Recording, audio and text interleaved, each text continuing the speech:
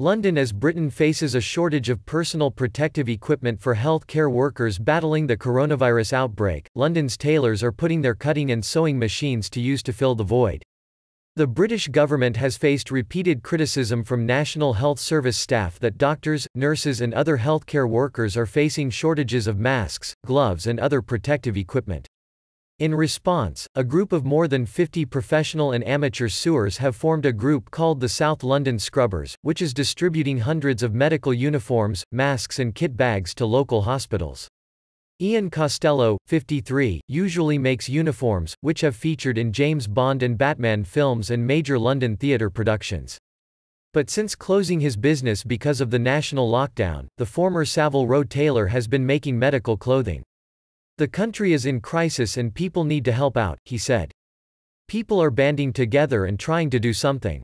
It is a feel-good factor for everyone." The sewers range from teenagers to a lady in her 90s.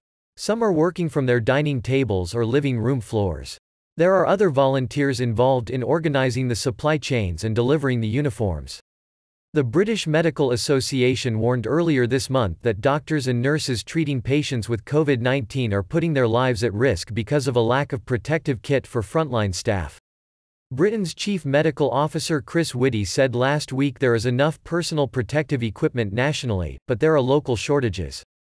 Sarah Trindle is one of the sewers, who normally runs a clothing and alterations company. She said that it is essential that medical staff are given the best possible uniforms.